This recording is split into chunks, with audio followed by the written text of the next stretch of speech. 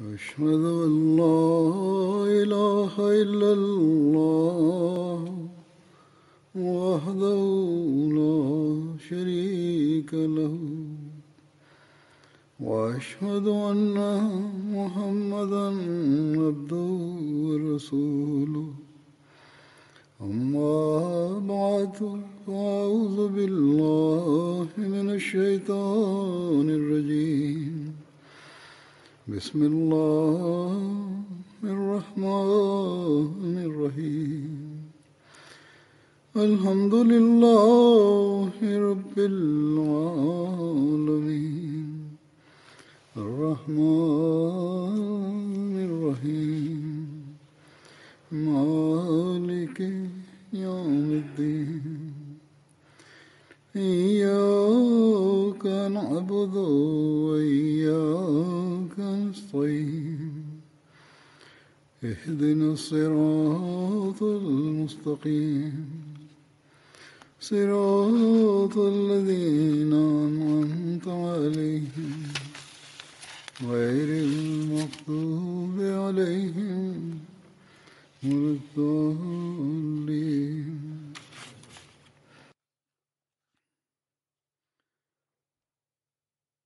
Allah-u Teala'nın lütfuyla bugünlerde biz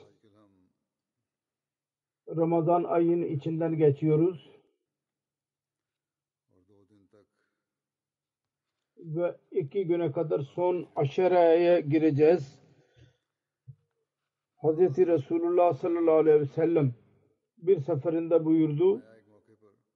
Dedi ki Yüce Rabbimiz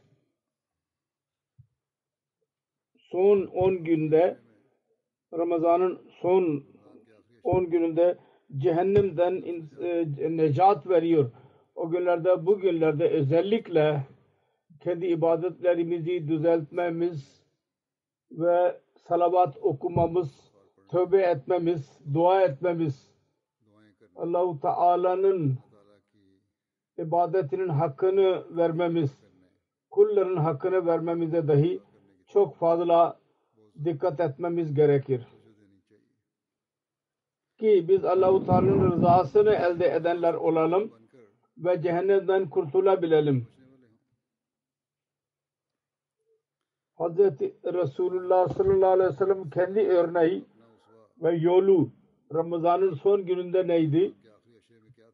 İbadetlerin seviyesi neydi? Genel günlerde dahi ibadetin seviyesi öyleydi ki biz onu beyan etmek dahi bizim için zordur kelimelerle. Ancak Ramazan'da onun da ne durumu olurdu? Bu konuda Hz. Ayşe anamız radıyallahu anha şöyle buyuruyor. O kadar çaba sarf ederdi Resulullah sallallahu aleyhi ve sellem ki başka günlerde onu görmemiz mümkün olmazdı. Açıktır ki bizim düşüncemizden daha üstündür. Neler çabaları vardı. Ve Hz. Ayşe radıyallahu anha o çabaları tam olarak beyan edemedi. Ne çabalar idi. Fakat buna rağmen Yüce Allah'ın emri vardır müminlere. Hz. Resulullah sallallahu aleyhi ve sellem sizin için usve-i hasenedir. En iyi örnektir. Siz ona tabi olmalısınız. Ve kendi yeteneklerinize göre o yüksek seviyelere ulaşmaya çalışmamız lazım ki Resulullah sallallahu aleyhi ve sellem onları bizim önlerimize sürdü. O zaman Allah-u Teala bizim dualarımızı kabul buyuracak ve biz o yol üzerinde yürüyenler olacağız ve o makama ilerleyen olacağız ki müminin yoludur o. O makam, o rütbe öyledir ki bir mümin onu elde etmeye çalışmalı. Onun için bugünlerde özellikle dualara yönelmemiz lazım. Bugünlerde Ahmediler özellikle buna dikkat etmelidirler. bazı ülkelerde özellikle Pakistan'da diğer İslam ülkelerinde dahi genel olarak cemaat aleyhinde değişik çabalar sarf ediliyor ve nefret ateşi alevlendiriliyor bizim aleyhimizde yahut öyle çaba sarf ediliyor. Allah-u Teala ondan bizi korusun ve düşmanın şerri kendileri üzerine döndürsün. Aynı şekilde bugünlerde veba salgını vardır. Korona vebası. Dua etmemiz lazım. Ondan da Allah-u Teala bizi korusun. Bu bizim şanslığımızdır. İyi şansımızdır ki Yüce Rabbimiz bize Hz. Resulullah sallallahu aleyhi ve sellem ve bu çağda özellikle Hz. Resulullah sallallahu aleyhi ve sellem'in gerçek kölesi ve aşığı vasıtasıyla dualara dikkatimizi çekti. Yalnız bu kadarla kalmayıp onun kabul edilişinin yolunu dahi bize öğretti. Yüce Allah-u Teala'ya hamd ederek Hz. Resulullah sallallahu aleyhi ve sellem'e salavat okumak dahi duanın kabul edilişi için pek gereklidir. Yoksa o dualar gök ile yer arasında muallak kalıyorlar. Sonra Hz. Resulullah sallallahu aleyhi ve sellem buyurdu. Her kim bana salavat okumayı terk ederse cennet yolunu kaybetmiştir demek ki. Aynı şekilde şöyle bir hadis dahi vardır. Hz. Resulullah sallallahu aleyhi ve sellem buyurdu. Bana salavat okuyunuz. Sizin salavat okumanız sizin ilerlemenizin ve pak olmanızın bir vesilesidir. Bu da Resulullah'ın bir buyruğudur. Her kim bana içtenlikle, ihlas ile salavat okursa onun üzerine Yüce Allah 10 defa salavat okuyacak. 10 derece yükseklik verecek ona. 10 tane iyiliği yazılacak. Bu hadislerden salavatın önemi belli oluyor. Ve biz Hz. Mesih Maud Aleyhisselatü Vesselam'a inananlar biz şöyle iddia edenleriz ki biz Mesih Maud Aleyhisselatü Vesselam vasıtasıyla Hz. Resulullah sallallahu aleyhi ve sellem'in mertebesini idrak ettik. Onu biz öğrendik. O bunun dışında mümkün değildi.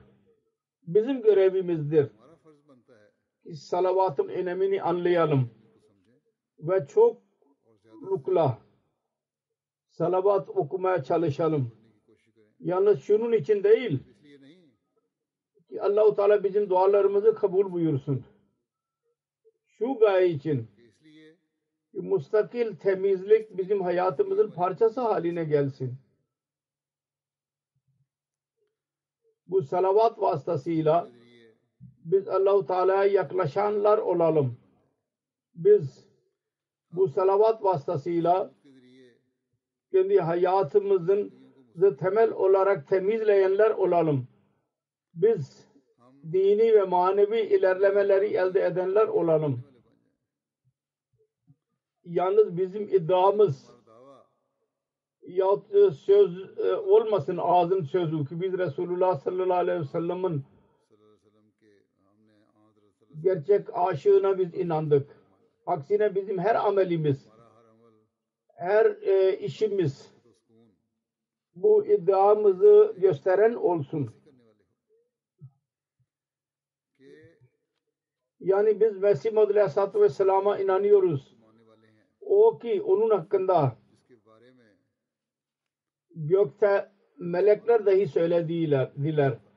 O zattır ki Resulullah sallallahu aleyhi ve sellem'i en fazla sevendir. Hz. Mesih Maud Aleyhisselatü Vesselam bu ilhamın ondan zikrediyor. Diyor ki salli ala Muhammedin ve ale Muhammedin seyyid-i vulde Adam ve hatamin nebiyyin. Bu ilham geldi Mesih Muhammed Aleyhisselatü Vesselam'a. Salavat oku Muhammed ve ale Muhammed üzerine. O Adem oğullarının önderidir. Ve hatemul enbiyadır.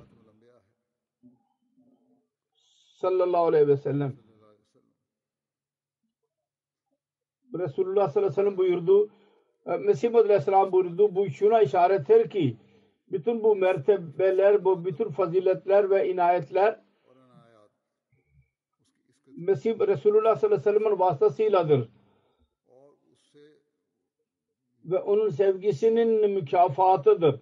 Subhanallah. Bu kainatın efendisinin Allah-u Teala'nın katında ne yüce mertebeleri vardır. Serveri kainatın Allah-u Teala'nın yanında ne kadar yüce mertebeleri vardır. Ve ne kadar yakınlığı vardır. Ki onun sevgilisi Allah-u Teala'nın sevgilisi haline geliyor.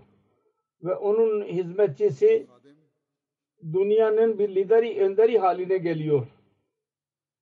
Yani Hz. Resulullah sallallahu aleyhi ve sellem'in köleliğini yapan Allah-u Teala katında öyle bir makam elde ediyor ki bir insanlar onun eli üzerinde birleşerek köle olduğunu ilan ediyorlar. Onun için bugün dünyada Hz. Mirza Ghulam Ahmad Kadiyani, Mesih-i Maud ve vaat edilen Mesih ve Mehdi Aleyhisselatü Vesselam'ın mertebesi var ya, bu Hz. Resulullah sallallahu aleyhi ve sellem'in köleliği yüzündendir. Resulullah sallallahu aleyhi ve sellem'e olan karşı olan sevgisi yüzündendir. Resulullah sallallahu aleyhi ve sellem'in gerçek aşık olması yüzündendir. Bu sevgi yüzündendir ki Allah-u Teala vaat edilen Mesih Aleyhisselatü Vesselam'ı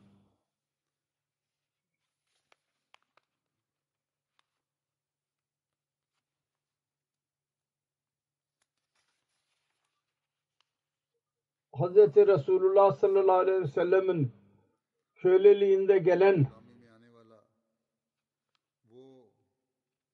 ümmeti peygamber olduğunu ileri sürdü. O da Resulullah sallallahu aleyhi ve sellem işini yaymak için gönderilmiştir. Gönderildi. İlerletmek için gönderildi. İslamiyet'in işaati için gönderildi. Sonra Hz. Mesih Muhammed Aleyhisselam şöyle diyor.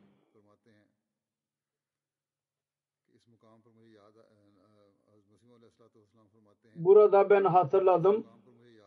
Bir gece bendeniz o kadar çok salavat okudum ki benim kalbim onunla muattar oldu. O gece ben rüya gördüm ki Ab-ı Zulal tatlı ve temiz su şeklinde su tulumbalar vardır. Melekler nur tulumbalarını benim evimin üzerine getiriyorlar. Onlardan birisi dedi ki bu o bereketlerdir ki sen onları Muhammed'e gönderdiydin sallallahu aleyhi ve sellem. Ve öyle başka bir hikaye dahi aklıma geldi. Bir seferinde ilham oldu. Onun anlamı şuydu. Malay Ala'daki insanlar kavga halindedirler. Yani irade-i ilahi dinin ihyası için coşku halindedir. Fakat daha Malay Ala'da kim ihya edecekse İslam dinini o ihtilaf halindedirler. Bu arada rüya gördüm. Su tulumu, tulumba değil su tulumu. Gördüm ki adamın birisini arıyorlar. Sonra onlardan birisi benim önüme geldi ve işaretle dedi ki Haza raculun yuhibbu Resulallah. Bu o zattır ki Resulullah sallallahu aleyhi ve sellem'i seviyordur. Ve bundan murad şuydu. En büyük şart bu ihya-i din yapanın şartı şudur en büyük. O da Resulullah sallallahu aleyhi ve sellem'in sevgisidir. O da bende vardır o. Onun için biz bu öyle Mesih ve Mehdi'ye inanan kimseleriz ki Allah-u Teala onu ihya din için gönderdi. İslamiyet'in neş'eti saniye tekrar canlanışının görevini yapacaktı o. Bütün dünya insanlarını Hz. Resulullah sallallahu aleyhi ve sellem'in bayrağının altına getirmek ve Resulullah sallallahu aleyhi ve sellem'in köleliğini getirmek için gönderildi. Ve kendisi Mesih Maud aleyhisselam Hz. Resulullah sallallahu aleyhi ve sellem'in sevgisine dalarak bu makamı, bu mertebeyi elde etmiştir.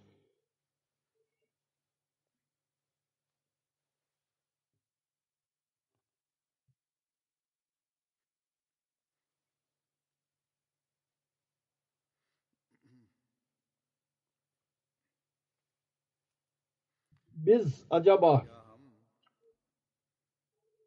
Hz. Resulullah sallallahu aleyhi ve sellem'in bu gerçek aşığın cemaatine girmiş bulunuyoruz. Biz her seferinde söz veriyoruz.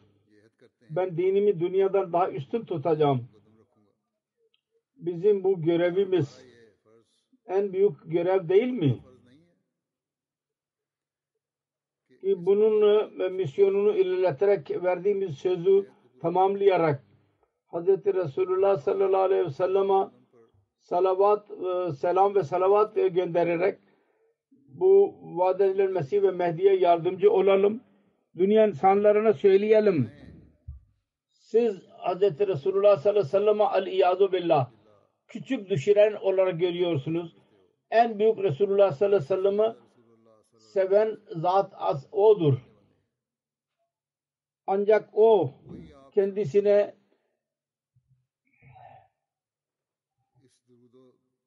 bu salavatın idrakını elde ederek Hz. Resulullah sallallahu aleyhi ve sellem'e üzerine salavat gönderendir. Salavat okuyandır. Resulullah'ın gerçek kölesi, manevi kölesinden bu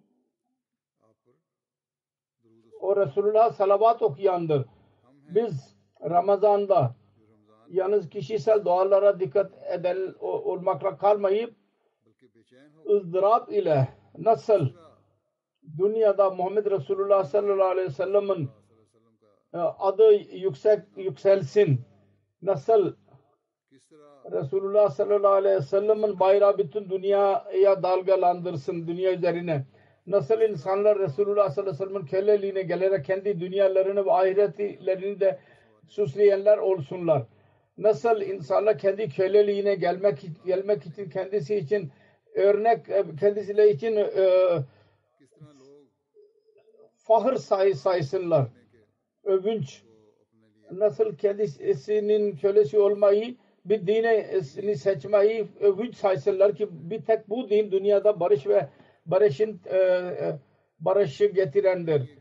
Bir tek bu dindir ki kulu Allah ile birleştirebiliyor. Bir tek bu dindir ki iddia ediyor ki bugün dahi Muhammed Resulullah sallallahu aleyhi ve sellem'in sevgisi yüzünden Allah-u Teala onların inananların dualarını kabul ediyor ve cevap dahi veriyor. Onun için çok büyük bir sorumluluktur. Biz Ahmedilerin umutlarına taşıtılmıştır. Biz dünya insanlarına söylemeliyiz. Onun için şuna bakmalıyız. Nasıl derinlikle, doğrulukla biz bu görevi eda ediyoruz. Sonra Allah-u Teala'nın lütuflarını ve mükafatından feyiz alanlarız. Eğer biz gerçekten kıyamete kadar mükafatlara varis olacak isek o zaman kişisel olarak dahi ve içtimai olarak dahi, toplumsal olarak dahi Hz. Resulullah sallallahu aleyhi ve sellem'e salavat okumaya devam etmeliyiz. Salavat ve selam okumalıyız kendisi üzerine. Ve eğer biz böyle yaparsak göreceğiz ki nasıl düşmanın hileleri ve onun saldırıları Allah-u Teala'nın lütfuyla berbat oluyorlar. Nasıl düşmanı Allah-u Teala onlara ceza veriyor. Biz göreceğiz.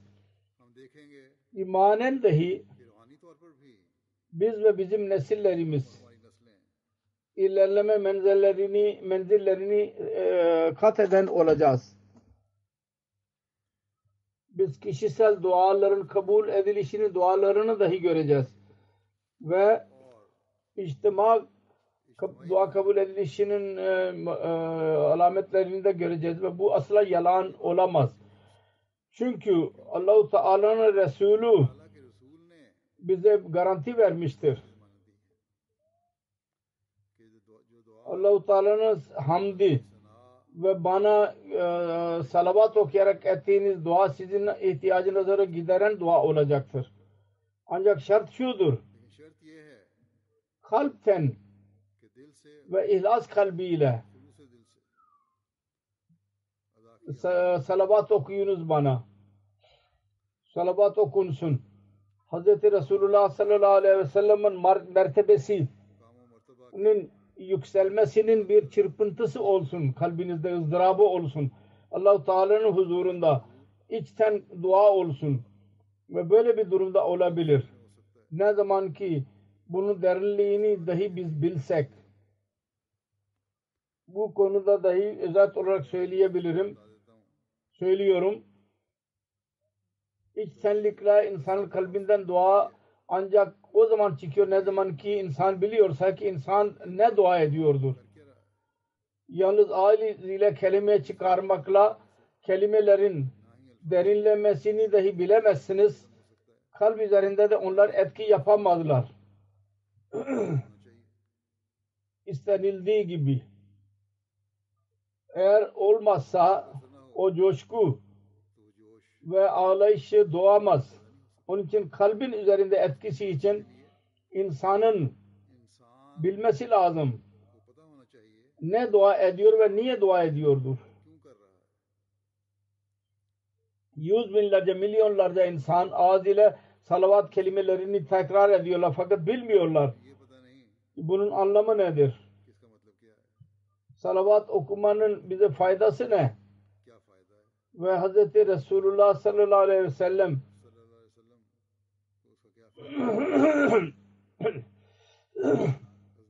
Hz. Mesih Maud aleyhissalatu vesselam bir seferinde beyan etti. Özeti ben bir derece kadar şimdi ileri süreceğim. Salavatta Allahümme salli önce kondu ve Allahümme barik daha sonra kondu. Onun hikmeti şudur ki salatın anlamı duadır. Allahümme salli'nin anlamı şu oldu. Ya Rabbi Hz. Muhammed Resulullah sallallahu aleyhi ve sellem için dua et. Şimdi dua eden iki çeşit olur. Birisi öyle ki elinde bir şey olmaz. Başkasından dilenir o. Öteki öyle birisinin duasıdır ki onun kendi yetkisidir. Ve kendisi veriyor o. Biz Allah-u Teala konusunda diyoruz ki dua ediyor. Anlamı şudur ki kendi mahlukatı ve yarattığı rüzgar, güneş, dağ vesaire hepsine diyoruz ki benim kuluma yardım edin. Onun için Allahümme salli'nin anlamı şu oldu. Ey Allah sen her iyiliği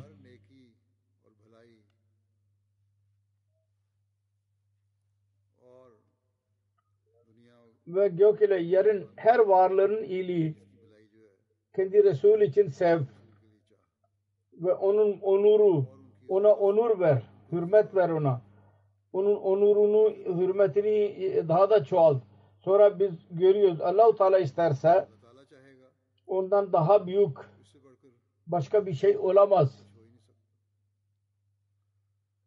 Biz onu anlayamayız. Allah-u Teala ne istiyor biz onu ihate edemeyiz. Yani her taraftan çevreleyemeyiz. Allah-u Teala'nın önüne bu dua edildi. O isterse o istesin ki öyle bir şey istesin ki Resulullah'a en büyük kendi gözünde bir makam olabiliyorsa o kendisine versin Resulullah.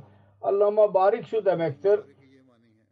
Ey Allah, sen Muhammed Mustafa sallallahu aleyhi ve sellem için kendi rahmetlerini, lütuflarını ve mükafatlarını kendisine verdiğin o kadar çoğalt onları ki bütün cihanın rahmetleri ve bereketleri orada buluşsun, birleşsin.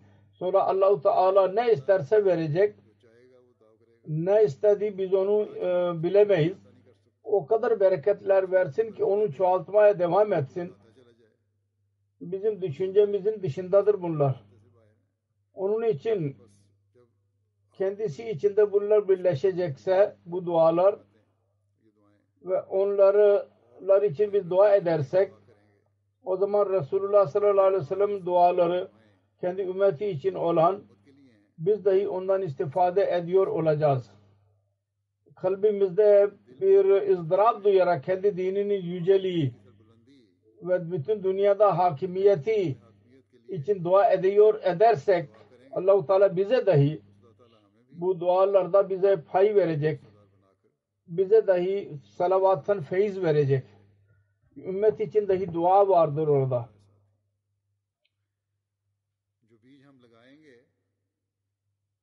Biz bir tohum atacak, onun meyvelerinden biz de feyiz alacağız. Çünkü salle bir tohum gibidir.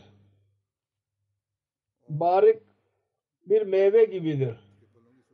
Fakat şart şudur ki ihlas ile, iyi niyetle bütün bunlar olsun. İçtenlikle, kalbin ihlasıyla Hz. Resulullah sallallahu aleyhi ve sellem'in getirdiği talimata göre amel edilsin. Kul hakkı ve Allah hakkıya dikkatimiz olsun. Gerçek hakkını verenler olalım. Bu değil ki Allah-u Teala ve onun Resulü adı altında zulümler yapılsın. Ve salavat okuyarak diyelim ki o bereketler bize de nasip olsun. O salavat okuyana nasip olan. Yasaya bozarak, insanlara sıkıntıya sokarak demek ki biz Resulullah'ın aşığıyız ve kendisine salavat göndereniz. Onun için bize ceza verilmesin. Yolları kapatalım, hastalar hastaneye gidemesin ki biz Allah ve Resulü adı altında hepsini yapıyoruz. Biz doğruyuz. Bütün bunlar Allah-u Teala ve onun Resulünün buyruklarını inkar etmektir. Açık olarak, tam olarak inkar etmektir. Tersine davranmak ve fiilen asla Allah-u Teala ona izin vermemiştir. Resulullah sallallahu aleyhi ve sellem dahi ona izin vermemiştir. Ve öyle insanların salavatlarının bir faydası da olmaz. Bu Resulullah sallallahu aleyhi ve sellem'in makam ve mertebesini çoğaltacağına onu azaltmanın çirkin bir çabasıdır. İslamiyet'in adını kötüye çıkarmanın bir çabasıdır. Yüce Allah ve onun Resulü adı altında yapılan zulümler eğer bunlar varsa Allah-u Teala'nın cezası dahi sert olur. Onu dahi daima hatırda tutmamız lazım. Onun için salavatın gerçek idrakı eğer bugün birisi dünyaya verecek ise biz Ahmediler onu vermeliyiz. Onun için bu Ramazan'da salavata fazla dikkat edin. Orada kendinizde pak değişiklikler dahi yaratmaya çalışın. Ki bu salavatın kabulü için onlar gereklidir. Ve eğer kabul olursa insan ondan istifade ediyor. Duaları kabul oluyor. Manevi durumu iyileşiyor. Resulullah'ın aşkında ilerleme oluyor. Ve insan Allah-u Teala'ya yaklaşmış oluyor. Gerçek manada. Ve gerçek salavat Hz. Resulullah sallallahu aleyhi ve sellem'e ulaşarak onun ümmetinin ilerlemesini sağlıyor. salavatın önemini şundan biz tahmin edebiliriz. Yüce Allah Kur'an-ı Kerim'de dahi müminlere buyurmuştur. Resulullah sallallahu aleyhi ve sellem'e salavat okuyunuz.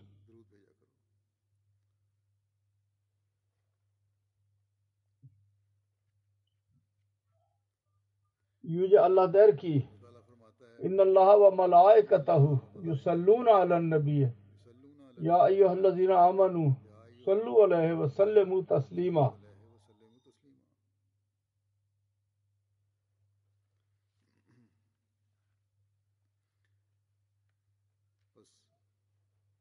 Hazreti Resulullah sallallahu aleyhi ve sellem'e salavat okumanın o kadar önemi var ki Allah-u Teala ve onun melekleri dahi Resulullah'a salavat gönderiyorlar.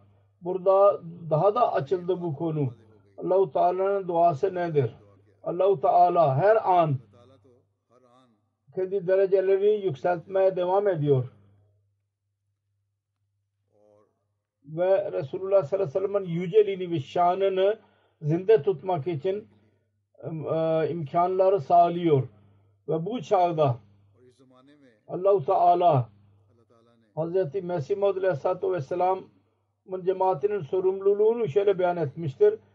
Allah-u Teala'nın bu buyruğuna gerçek manada amel edenler olarak Hz. Resulullah sallallahu aleyhi ve sellem'e salavat okuyunuz. Bununla siz Allah-u Teala'nın lütuflarına varis olursunuz. Ve meleklerin dualarından dahi feyiz bulursunuz.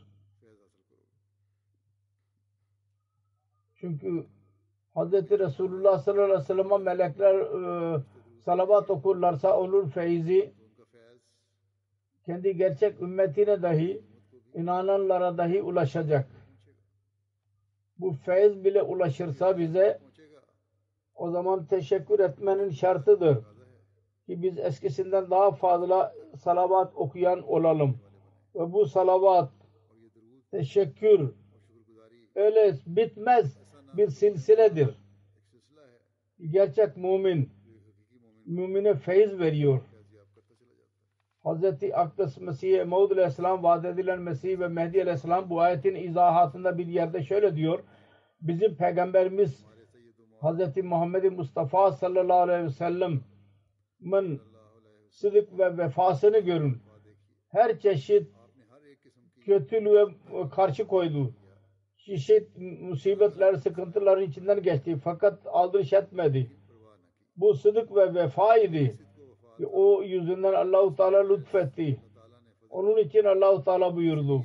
İnna Allaha ve malaikatahu yusalluna alen nebiyye ya eyyühellezine amanu sallu aleyhi ve sellimu taslima.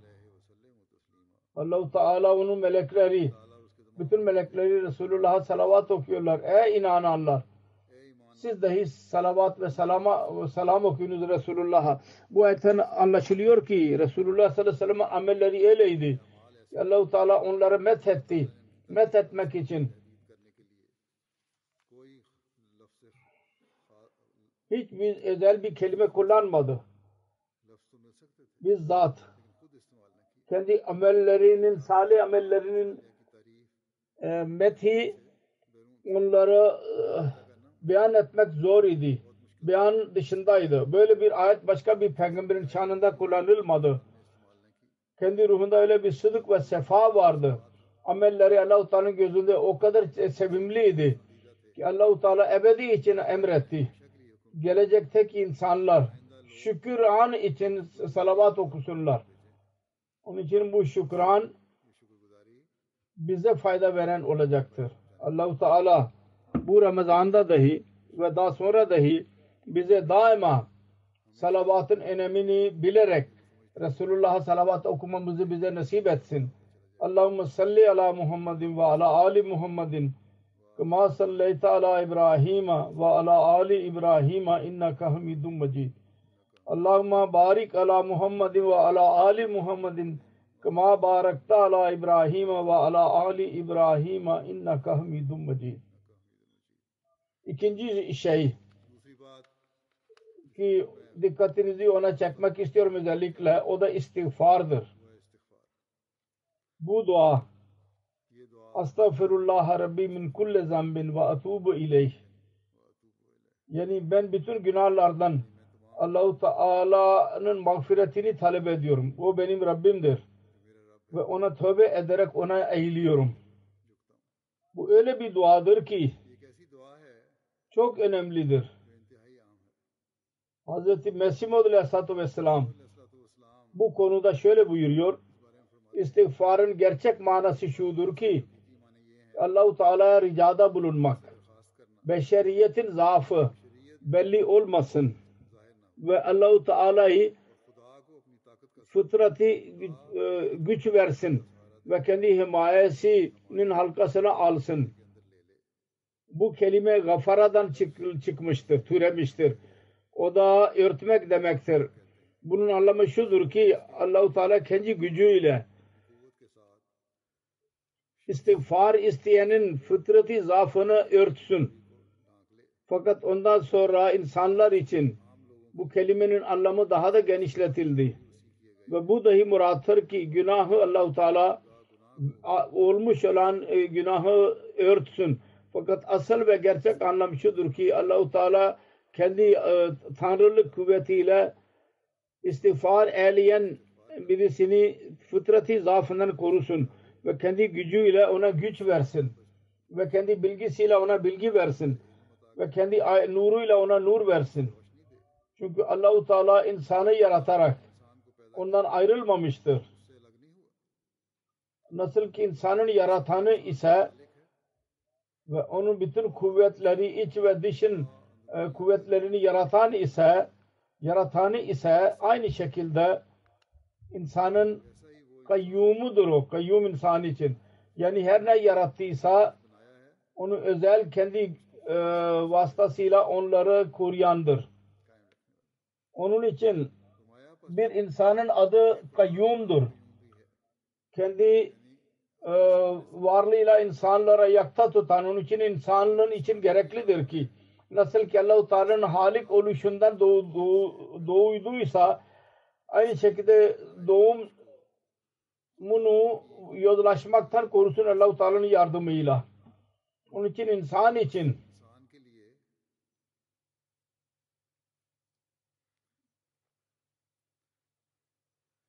tabii bir ihtiyaç idi. Onun için istiğfar emredildi. Buna göre Kur'an-ı Kerim'de şöyle işaret edilmiştir. Allahu la ilahe illa huvel hayyul kayyum.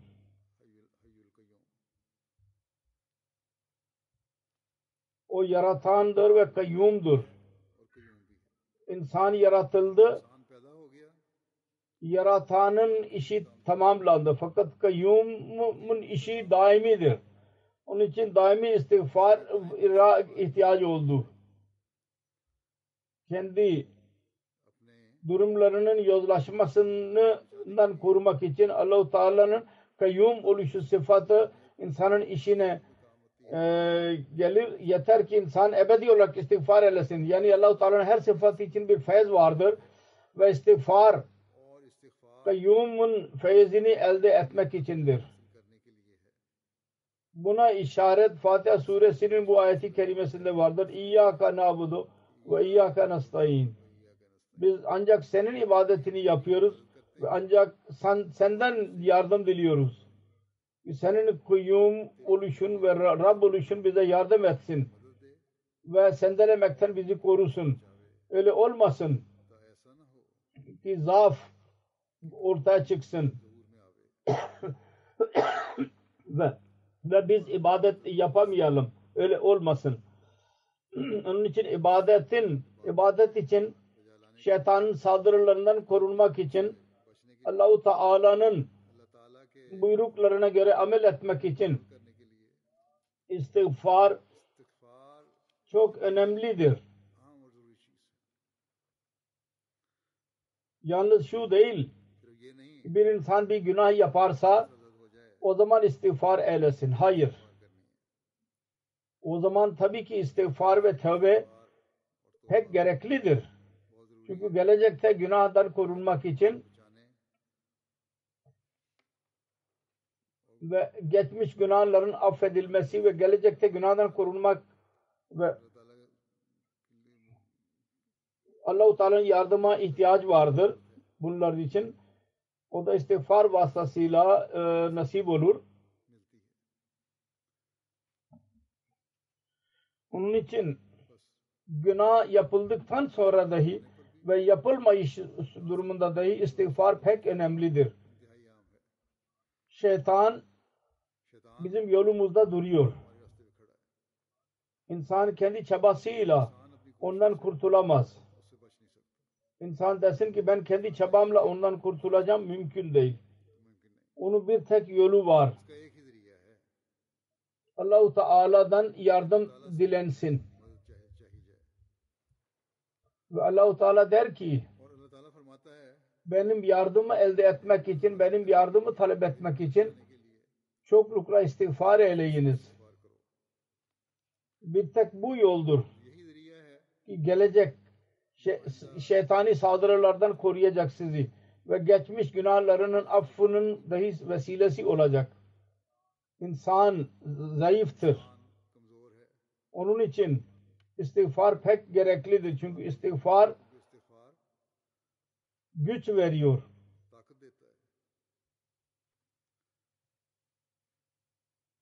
İstiğfar kuvvet veriyor.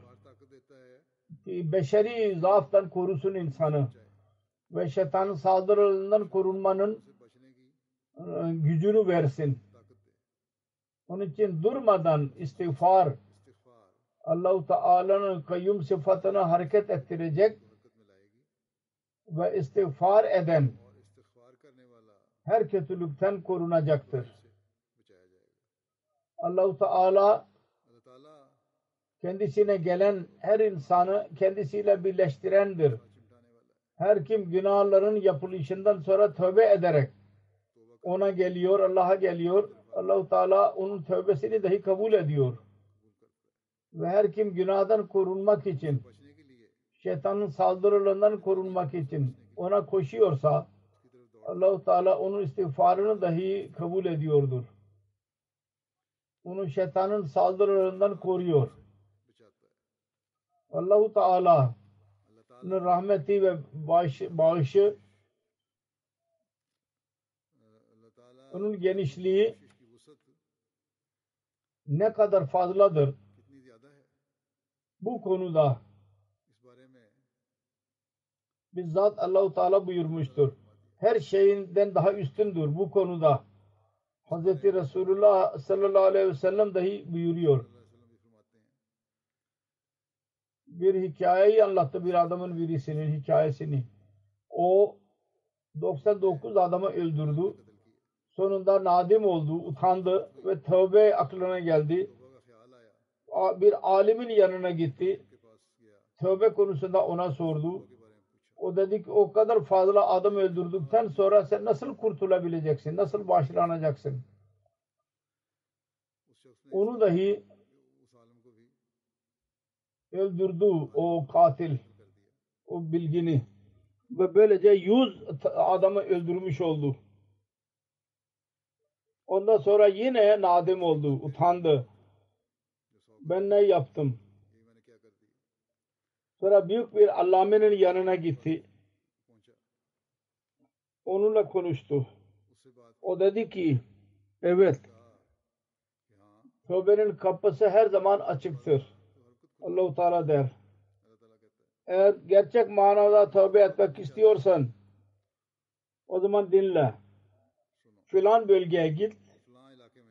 Orada insanlar Allah-u Teala ibadetini yapıyor olacaklar. Din görevini yapıyor olacaklar. Sen onlara katıl. Fakat hatırda tut. Kendi bölgene geri asla gelmeyeceksin. Gerçek tövbe şudur ki daha sonra eski yollar ki günahın vasıtası olmuş olanların hepsini terk etmelisin. Gerçek tövbe budur. O bölgeye asla geri gelmeyeceksin. O yöne yürüdü. Daha yarı yol kat ettiydi. Ölüm geldi. Öldü. Rahmet ve azap melekleri geldiler. kendi aralarında tartışmaya başladılar. Biz onu götüreceğiz dediler. Rahmet meleği diyordu ki bu zat tövbe ettiydi. Onun için cennete gidecek. Azap meleği diyordu ki bu hayatında hiçbir iyilik yapmamıştır, iyi bir iş yapmamıştır. Nasıl olabilir ki cennete girsin?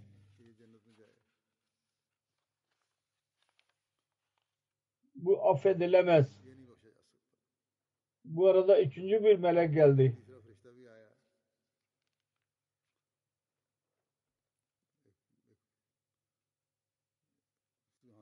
O da hakim olarak karar verdi. Bu hangi bölgeden geliyorsa ve hangi yöne gidiyorsa onun fasılasını ölçün. Hangi yer daha yakın olursa onu oraya götürün. Ölçtüler. Gideceği yere daha yakın idi. Günahlardan tövbe etmenin ve iyilik yapmak için oraya gidiyordu. Bunun üzerine rahmet melekleri onu cennete götürdüler. Budur Allah-u Teala'nın bağışlaması. En son zalim ve adam öldüren birisi dahi tövbe etti. Sağlıklıyken Allah-u Teala onu dahi affetti. Bugünlerde çocuklar ve gençler soru soruyorlar birçok. Allah-u Teala ne derece kadar affedebiliyor? Bu hadisten açıktır. Allah-u Teala buyurmuştur. Ben tövbeyi kabul ediyorum. Benim rahmetim çok geniştir. Onun bir sınırı yoktur. Şart şudur ki insan gerçek tövbe eden olsun. Bir rivayet vardır. Hz. Resulullah sallallahu aleyhi ve sellem buyurdu. Allah adına yemin ediyorum. Allah-u Teala kulunun tövbesine o kadar memnun oluyor ki bir kul dahi nasip olmuyor ki orada kaybetmiş devesini bulsun çölde. Allah-u Teala kendisine gidenlere doğru geliyor, ilerliyor. Dedi ki Resulullah sallallahu aleyhi ve sellem eğer birisi bir el bana geliyorsa ben iki el ona yaklaşıyorum. Eğer yürüyerek bana gelirse ben koşarak ona gidiyorum. Bu bizim görevimizdir. Kendimizi günahlardan korunmak için dahi ve günahları affettirmek için dahi Allah-u Teala'ya ilerleyelim ve cehennemden kurtulalım. Bu ay Allah-u Teala özellikle bu iş için bize verdi. Ondan istifade edelim. Hz. Mesih Maud Aleyhisselatü Vesselam tövbe ve mağfireti izah ederek bir yerde şöyle diyor. Hiç unutmayalım. Tövbe ve mağfireti inkar etmek aslında insanın ilerlemesinin kapısını kapatmak demektir. Çünkü bu her bir insan onu biliyor, açıktır ki insan kamil bir zat değil. Kendi zatında tam değil. Aksine tekmile muhtaçtır. Tamamlanmasına ve kendi nasıl zahiri manada doğarak yavaş yavaş kendi bilgisini çoğaltıyor. Önce bilgisi doğmuyor. Aynı şekilde o doğduktan sonra aklı başına geldiği zaman ahlak durumu çok kötü oluyor. Bir çocuğun durumuna birisi dikkat ederse açık olarak öğrenecek ki çocukların çoğu haris oluyorlar. Hırslı oluyorlar ki en küçük kavga yüzünden zamanında ötekini dövsünler ve yalan söylüyorlar. Ötekilere küfür ediyorlar.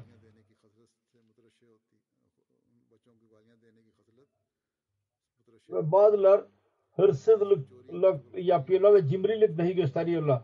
Sonra gençlik zamanında ammare nefsi onlara musallat oluyor. Ve çoğunlukla öyle pis şeyler yapıyorlar. Söylenmeyecek ki tamamen günah olur. Fisk ve günah. Özet şudur ki insanlar için ilk merhale pis hayatın merhalesidir. Sonra insan ilk ondan dışarı çıktığı zaman kendi Rabbine dikkat ediyor ve gerçek tövbe ederek onlardan kenar buluyor ve kendi fitretinin elbisesini temiz etmeye çalışıyor. Bu genellikle insan hayatının hikayesidir. İnsanın oradan geçiyor. Bundan bellidir. Eğer bu doğru ise ki tövbe kabul olmaz, açık olarak ispat ediliyor ki insan Allah-u Teala iradesidir ki değil ki birisini nicat versin. Sonra dedi ki açık olsun. Bu mümkün değil. Allah-u Teala diyor ki ben nicat vermek istiyorum diyor. Sonra diyor ki açık olsun. Tövbe lügat Arapçada rücu etmek demektir. Yani Allah-u Teala bir adı tavaptır. Ye çok rücu eden yani dönen. Bunu anlamı şudur ki bir insan günahlardan kurtularak açık kalbiyle Allah-u Teala yönelirse Allah-u Teala ondan daha fazla ona yöneliyor. Ve bu Allah-u Teala'nın yasasına tam uygundur bu. Çünkü Allah-u Teala İnsan oğlunun fıtratında bunu koymuştur. Ki bir insan iyi kalple başkasına yöneliyorsa onun kalbi dahi onun için yumuşuyor. O zaman akıl nasıl bunu kabul edemez? Ki kul iyi niyetle Allah-u Teala'ya yönelsin fakat Allah-u Teala ona yönelmesin. Bu nasıl mümkün? İki insan buna amel ediyorlar. Fakat Allah konusunda demek ki o yapmayacak. İnsanın yönelmesine rağmen bu mümkün değil. Bu Allah-u Teala'nın zatı eğer dönmezse onun zatı kerim ve rahimdir. O en fazla ona dönecektir. Asıl şudur ki Allah-u Teala'nın zatı çok merhametlidir, kerem sahibidir. Çok fazla kula döner. Onun için Allah-u Teala'nın bir ismi Kur'an-ı Kerim'de Tevvab'dır. Yani çok yönelen, dönen. Onun için kulun dönmesi ağlayarak olur ve Allah-u Teala'nın dönmesi rahmet, mağfiret ile olur. Eğer rahmet Allah-u Teala'nın sıfatlarından olmazsa hiç bir insan necat bulamaz. Yazık.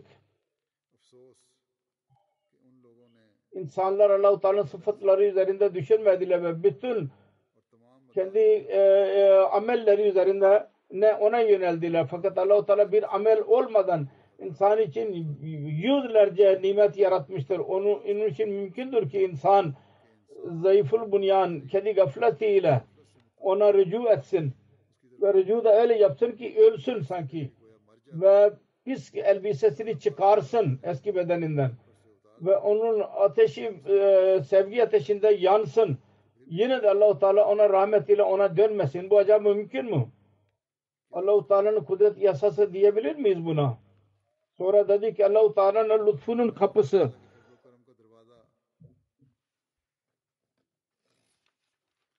asla kapanmaz. İnsan eğer iyi niyetle ihlas ile rücu ederse o gafurur rahimdir ve tövbeyi kabul edendir. Bunu düşünmek ki hangi günahlısını affedecek Allah-u Teala'nın yanında küstahlıktır. Onun rahmeti sonsuzdur. Onun huzurunda bir eksiklik yok. Onun kapıları hiçbir insana kapanmaz. İngilizlerin işi gibi değil ki o kadar bilgiliye nasıl iş verelim. Allah Teala katında ne kadar ulaşırsanız en yüceler mertebeler orada bulacaklar. Bu kesin sözdür. O insan çok şanssızdır, bedbahttır ki Allah-u Teala'dan meyus olarak gaflet zamanında ölüm ona gelsin. Meyus olsun. Onun ölümü gaflet halinde ona gelsin. Şüphesiz o zaman kapı kapanıyor. Onun için Allah-u Teala'nın mağfiret kapıları açıktır. Evet bu gereklidir ki insan doğru bir şekilde tövbe etsin. Yani şu değil ki son nefes alırken olmasın. Onun için bugünlerde çok fazla tövbe ve istiğfar elememiz lazım. Bu Ramazan'ın ayı. Dua kabul edilişinin ayıdır. Özellikle son günleri cehennemden koruyandır. Günahlardan korunmak ve iyi yapmak Allah Teala'dan insana nasip olur. Eğer biz onunla birleşirsek Allah ile bizim dünya ve ahiretimizi süslenecek. Söylediğim gibi biz Ahmediler bazı yerlerde yer çok daralıyor. Bu zorluklardan çıkmak için bir tek yol var. Alaka kuralım Allah Teala ile. Allah Teala ile alaka kurulursa bizim salavatlarımız, bizim istiğfarımız Allah Teala'nın rızasını elde eden olursa düşman ne kadar çaba sarf ederse etsin bize asla zarar veremeyecek. Ancak eğer Allah-u Teala bizden razı değil ise o zaman dünyanın hiçbir hilesi bize fayda vermeyecektir. Onun bir çabası bize fayda vermeyecektir. Onun için Allah-u Teala ile bu alakayı kuvvetlendirmemiz lazım. Ramazan'ın dualarında muhaliflerin şerrinden korunmak için çok dua edin. Söylediğim gibi bazı yerlerde Ahmediler çok büyük sıkıntılarla baş başadırlar. Onlar sıkıntı içindedirler. Allah-u Teala onlar için kolaylık yaratsın. Onların muhaliflerin şerrinden korusun. Pakistan'ın Ahmedileri kendileri dahi özellikle bu günlerde kendileri için ve cemaat ile alakalı olarak dahi çok fazla dua etsinler. Sonra bu günlerde aynı şekilde korona hastalığı vardır. Bundan korunmak için çok dua edin. Allah-u Teala bu beladan dünyaya necat versin. Bizi dahi korusun.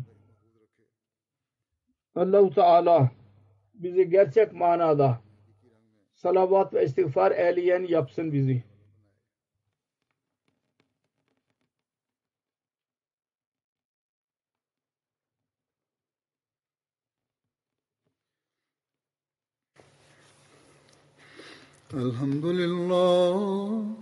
الحمد لله نحمده ونستعينه ونستغفره ونؤمن به ونتوكل عليه ونعوذ بالله من شرور أنفسنا ومن سيئات أعمالنا من يهده الله فلا مضل له ومن يضلل فلا هادي له ونشهد أن لا إله إلا الله ونشهد أن محمدا عبده ورسوله عباد الله رحمكم الله إن الله يأمر بالعدل والإحسان وإيتاء ذي القربى وينهى عن الفحشاء والمنكر والبغي يعظكم لعلكم تذكرون اذكروا الله يذكركم وادعوه يستجب لكم ولذكر الله أكبر